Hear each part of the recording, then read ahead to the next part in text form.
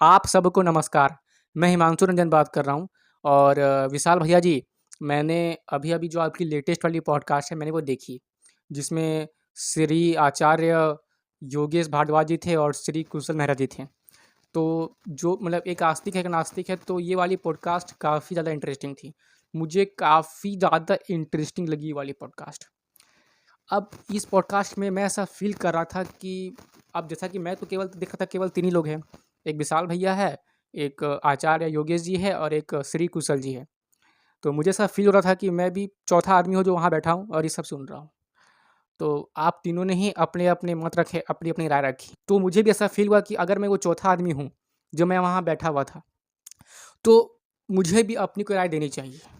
अब मुझे पता नहीं है कि ये वीडियो विशाल भैया जी देख रहे हैं कि नहीं देख रहे हैं, लेकिन मैं ये आप सबसे अनुरोध करता हूँ कि यदि आप लोग इस वीडियो को देख पा रहे हैं, तो आप लोग कृपया करके इस वीडियो को किसी भी तरह विशाल भैया जी के पास पहुँचा दीजिए। क्योंकि यहाँ पर मैं भी ईश्वर को लेकर कुछ अपनी राय देना चाहता हूँ। हालाँकि मैं कोई विद्वान नहीं हूँ, मतलब मुझे थोड़ा-सा भी उतना कुछ ज्ञान नहीं है, लेकिन जितना मुझे पता है, जितना मैं जानता हूँ, उसी के आधार पे मैं अपनी राय रख रहा हूँ। हो सकता है कि मेरी राय उतनी महत्वपूर्ण ना हो, लेकिन मुझे इच्छा हो रही है तो मैं अपनी राय रख रहा हूँ। अगर मेरी राय पसंद आती है, तो कृपया करके विशाल भैया जी आप मुझे ये बता दीजिएगा कि मेरी दी गई जो ओपिनियन है वो कहीं न कहीं सही है, ठीक है? तो मैं क्या कहने का प्रयास कर रहा हूँ ईश्वर को लेके कि जैसे कि बात होती है कि कुशल जी कह रहे थे कि राग, द्वेष, क्रोध, इन सब को एक मशीन के द्वारा मापा जा सकता है ना? कि कुछ मशीन है, अगर आप गुस्सा करते हैं या फिर आपको क्रोध आता है, आप राग कर रहे हैं, द्वेष कर रहे हैं, स्वार्थ, आपको ईर्ष्या हो रही है, तो कुछ मतलब दिमाग में कुछ केमिकल लोचा होती है, तो वो केमिकल लोचा मशीन किसी ग्राफ में मतलब बता देता है। तो ऐसा कुछ श्री कुशल जी कह रहे थे जितना मैं समझ पाया। तो मैं यहाँ पर ये कहना चाहता हूँ कि क्या वो मशीन राग, द्वेष, ईर्ष्या को मेज़र कर रही है? वो ये बता रही क्या ये राग, द्वेष या ईर्ष्या है? असल में वो ईर्ष्या से होने वाले इफ़ेक्ट को बता रही है कि ईर्ष्या से होने वाले बॉडी में क्या इफ़ेक्ट हो रही है, क्रोध से होने वाले बॉडी में क्या इफ़ेक्ट हो रही है, इसे वो मशीन बता रही है। वो मशीन उस क्रोध को नहीं बता रही है। मैं क्या कहने का प्रयास कर रहा हूँ, मेरी बात को ज़रा अच्छे से समझने का प्रयास करें। जैसे कि मान लीजिए कि मुझे क्रोध आ रहा है, तो मुझे क्रोध आ रहा है तो मैं इस क्रोध को फ़ील कर पा रहा हूँ, मैं इस क्रोध को महसूस कर पा रहा हूँ। अब अगर कोई मेरे दिमाग पे कोई मशीन लगाएगा और ये चेक करेगा कि मैं क्रोधित हूँ कि नहीं, तो वो क्या देख पाएगा? शायद यही कि मतलब दिमाग में कुछ केमिकल निकला होगा, जैसे कि क्रोधित होने पर एक एड्रेनलिन हार्मोन निकलता है, ठीक है? इमरजेंसी हार्मोन, ये तो हम सब ने पढ़ रखा है। हो सकता है कि ब्लड सर्कुलेशन बढ़ जाएगी, तो मशीन ये सब मेज़र कर पाएगी। लेकिन वो क्रोध क्या है, वो सब हम लोग केवल फ़ील कर सकते हैं। हम क्रोध को देख नहीं सकते। हम और आप जितने भी लोग हैं इस दुनिया में, वो क्रोध को फ़ील कर सकते हैं। क्रोध आने वक़्त कैसा लगता है, कैसा क्या मतलब उस समय स्थिति होती है हमारी, हम ये फ़ील कर पाते हैं। और बाकी जो चीज़ हम लोग को दिखता है वो सब इफ़ेक्ट है। मशीन भी जो देखेगी वो इफ़ेक्ट है, वो क्रोध नहीं है, ठीक है? तो ये सब भी जो हम जगत में देख रहे हैं, जो हम ब्रह्मांड में देख रहे हैं, ये इफ़ेक्ट है। इसका कोई सोर्स है, जो ईश्वर है। मैं अपनी बात को और भी संक्षिप्त में रखने का प्रयास करता हूँ, उपनिषदों के माध्यम से। ठीक है, अब ये बात किस उपनिषद से है ये तो मुझे नहीं पता।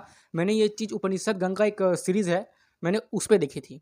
तो आप लोग भी चाहे तो इस वाली मतलब कोई एक एपिसोड है उपनिषद गंगा की आप देख सकते हैं ना। मतलब एक राजा होता है, तो उसका जो बेटा होता है वो ईश्वर पे विश्वास नहीं करता है।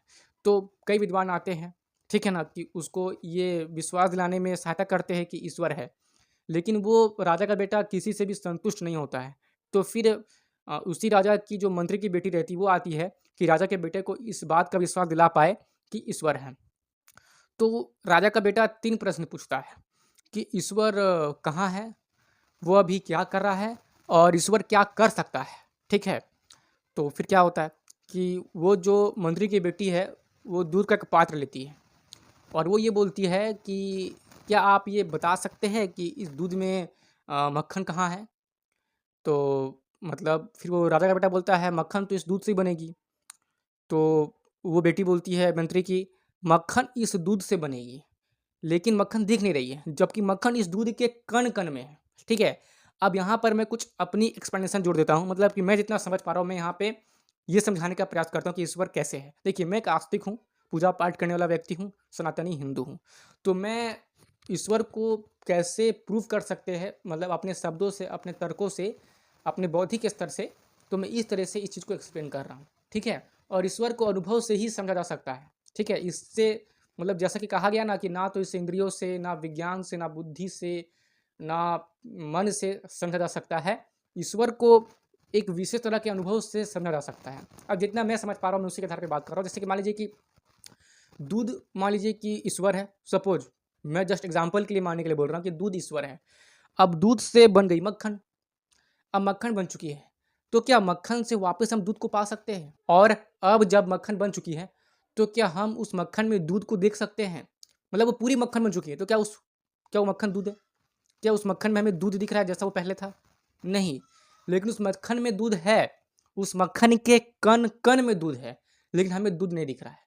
मक्खन एक कारण है और उसका कर्ता था वो दूध, जिसे मथ करके अब मक्खन बना दिया गया है। उस मक्खन के कण-कण में दूध तो है, लेकिन वो दूध हमें दिख नहीं रहा है। उस दूध को हम प्रैक्टिकल वे से या साइंस का यूज़ करके नहीं देख सकते।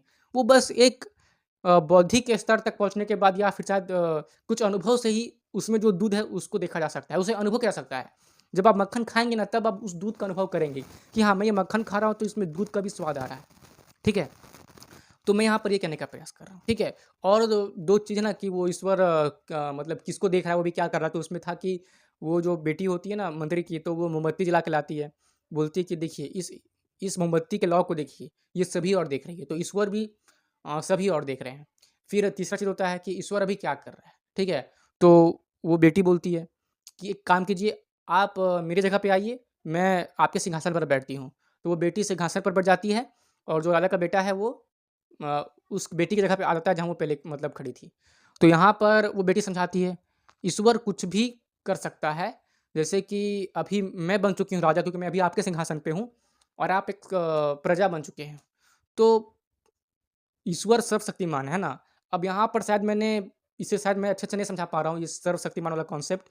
इसे आचार्य योगी जी ने काफ़ी अच्छे से समझाया है, ठीक है? क्योंकि मैं उतना ज्ञानी तो नहीं हूँ ना, तो मैं जितना समझ पा रहा हूँ, मैं बस उतना ही समझा रहा हूँ। और मैंने ये पहले कह दिया है कि मुझे ऐसा लगा कि मैं वो चौथा व्यक्ति हूँ जो वहाँ पर बैठा हूँ और ये सब सुन रहा हूँ अपनी आँख के सामने, इसलिए मैं अपनी राय भी रख रहा हूँ। तो मैंने दूध वाली राय आपको बता दी, ठीक है?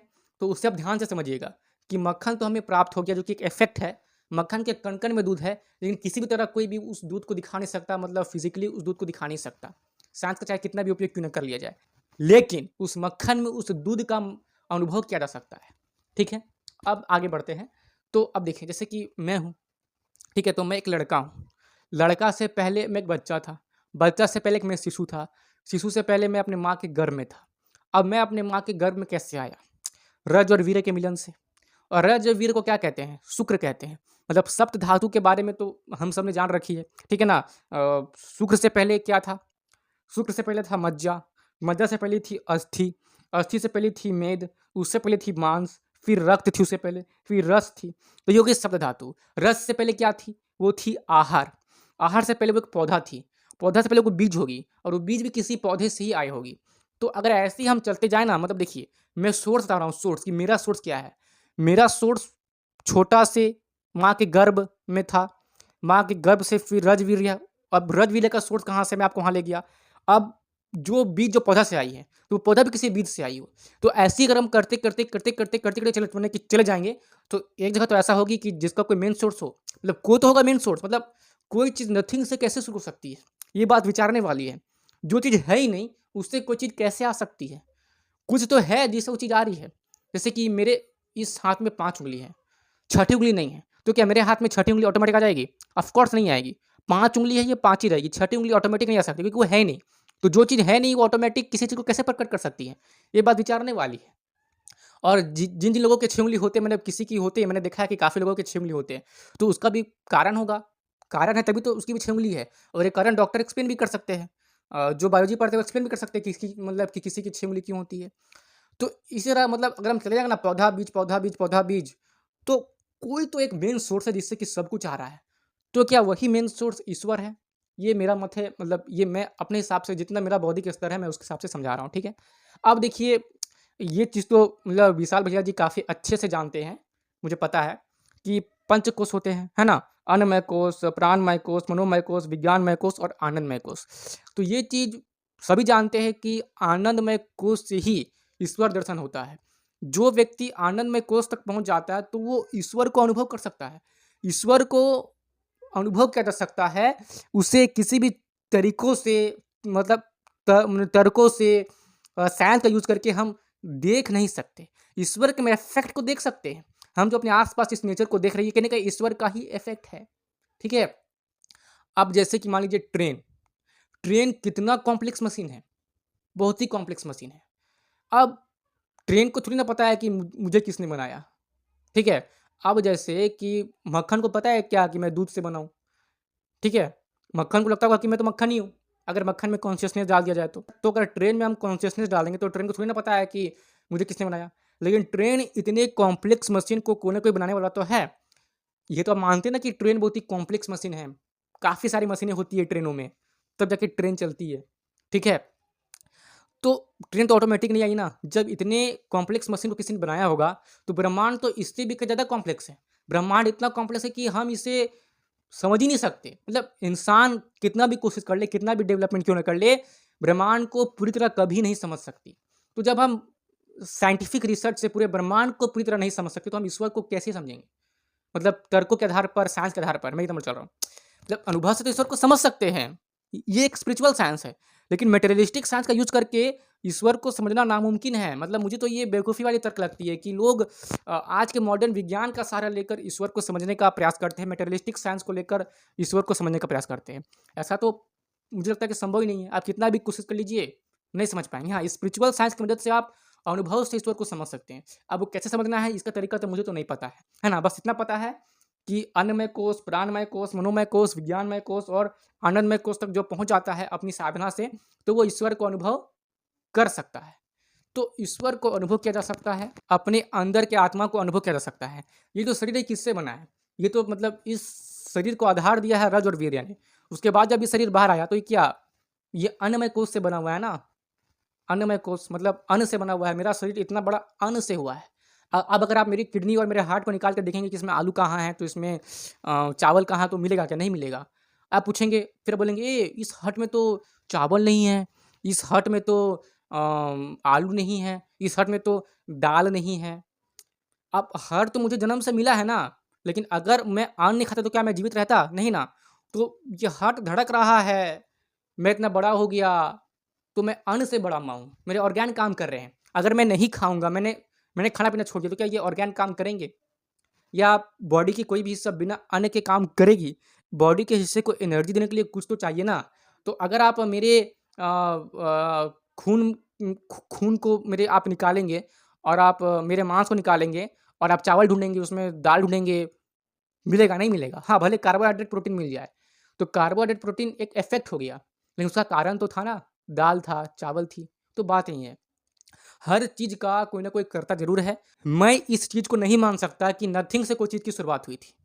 अब वो नथिंग में क्या चीज़ था, ये तो अगर मैं बोल दूँ कि मुझे नहीं मालूम, ठीक है, नहीं मालूम मतलब मेरे बौद्धिक स्तर उतने नहीं है कि मैं बोल दूँ कि मुझे नहीं मालूम, ठीक है, नहीं मालूम। लेकिन नथिंग से कोई चीज़ शुरुआत नहीं हो सकती, ये बात भी तय है। और किसी की बौद्धिक स्तर इतनी ऊँची हो जाती है, कोई स्पिरिचुअल मतलब अगर कोई अध्यात्म स्तर पर इतना ऊँचा चले जाता है कि वो आनंदमय कोष तक पहुँच जाता है, तो वो उस ईश्वर के आनंद को समझ जाता है। वो ईश्वर को अनुभव कर पाता है। अब जिन्होंने ईश्वर का अनुभव किया है, उन्होंने इस बात को कहा है। अब उसी बात को हम लोग वापस दोहरा रहे हैं। हम बस इन्फॉर्मेशन युक्त बात कर रहे हैं। ये जस्ट एक इन्फॉर्मेशन युक्त बात कर रहे हैं, मतलब एक बात कर रहे हैं। इस ज्ञान को हम अनुभव नहीं कर पा रहे हैं। अनुभव एक अलग चीज़ है और उसके बारे में बात करना एक अलग चीज़ है। क्रोध को हम लोग देख बिल्कुल भी नहीं सकते, लेकिन उसे अनुभव कर सकते हैं और उस क्रोध का इफेक्टिव मशीन में दिखता है और हमारे आस-पास जगहों पे दिखता है, हमारे आस-पास के वातावरण में दिखता है। ग्रेविटी को हम देख नहीं सकते, ग्रेविटी निराकार है, ठीक है? तो लेकिन उसे महसूस तो कर सकते हैं ना। तो अगर मैं इस पूरे पृथ्वी को मान लूँ कि ये ब्रह्मांड है और ग्रेविटी एक ईश्वर है, जस्ट फॉर एग्ज़ाम्पल समझने के लिए, तो भाई साहब समझो, मतलब ग्रेविटी ईश्वर है, उससे हम अनुभव कर सकते हैं, लेकिन उसे प्रैक्टिकली किसी भी तरह हम देख नहीं सकते। तो ये तर्क मुझे तो बुद्धिमानी की नहीं लगती कि जिसे हम देख नहीं सकते, उसे हम मान भी नहीं सकते। हमको दिखना चाहिए वो चीज़। एटम तो पहले भी था ना, जब एटम के इफ़ेक्ट को साइंटिस्टों ने देखा तब ना कहा कि हाँ, एटम ऐसा है, ऐसा है, ऐसा है। तो जस्ट मैं यही समझना चाह रहा हूँ। मुझे नहीं लगता कि पता नहीं मुझे मतलब मैं क्या ही बोलूँ, मुझे तो मतलब मैं ये नहीं समझ पा रहा हूँ कि मैंने अपनी बात को आप तक ठीक से रख पाया है कि नहीं रख पाया है, लेकिन मुझे जो आता था मैंने वो बता दिया है। आशा करता हूँ कि मेरी कही गई बात आप लोगों को समझ में आई होगी। अगर आई तो प्लीज़ थोड़ा मुझसे कॉन्टैक्ट कर लीजिए कि थोड़ा मुझे भी अच्छा लगे कि हाँ, मतलब मैं सही थोड़ा बोल रहा हूँ, तो थोड़ा कॉन्फिडेंस मिलेगा कि थोड़ा तो मैं सोचने लगा हूँ। और एक बात ध्यान रखिएगा, जब ट्रेन जैसी कॉम्प्लेक्स मशीन को कोई बनाता है और उसे कोई चलाता है, ठीक है? ट्रेन तो ऑटोमेटिक चल नहीं सकती ना, कुछ चाहिए उसे चलाने वाला। तो जब ट्रेन जैसी कॉम्प्लेक्स मशीन को कोई चलाने वाला चाहिए कि वो परफेक्टली चल सके, कंट्रोल्ड वे में चल सके, तो ब्रह्मांड को पूरे कंट्रोल्ड वे में चलाने वाला कोई तो है, वही ईश्वर है। अब यहाँ पर कोई बात बोलेंगे कि ट्रेन तो ऑटोमेटिक भी चल सकती है, अगर ऐसी टेक्नोलॉजी आ जाए तो ट्रेन ऑटोमेटिक चल सकती है। बस वो कहने के लिए ऑटोमेटिक है, कंट्रोल उसे भी किया जा रहा है। जो चीज़ ट्रेन ऑटोमेटिक रहेगी तो क्या हम छोड़ देंगे ट्रेन को कि जाओ हमसे चलते रहे? कोई तो कंट्रोल चीज़ होगी उसकी कहीं पर ना कहीं पर, कोई कंट्रोल रूम तो होगा कोई उसका। तो फुल्ली ऑटोमेटिक 100% तो मेरे हिसाब से नहीं हो सकती। भले उसमें आदमी ना रहे, रोबोट रहे, कंट्रोल तो कोई करेगा ही ना किसी न किसी वे से। तो बस बात यही है, जब ट्रेन जैसी कॉम्प्लेक्स मशीन ऑटोमेटिक बन नहीं सकती, ऑटोमेटिक चल नहीं सकती, तो ये ब्रह्मांड ऑटोमेटिक इतना एफिशिएंटली कैसे चल सकता है? कैसे? अब यहाँ पे ट्रेनों में भी तो इवोल्यूशन होती है। ज़रा मेरी इस बात को समझने का प्रयास कीजिए। क्या ट्रेन में इवोल्यूशन नहीं हुई है? हुई है इवोल्यूशन, ठीक है? आप समझ गए होंगे। ख़ैर बस इतना ही काफ़ी है, वीडियो लंबी हो रही है मैं समझ सकता हूँ। लेकिन मैं समझा रहा हूँ, मुझे अच्छा लग रहा है। धन्यवाद। जय श्री राम, जय भारत।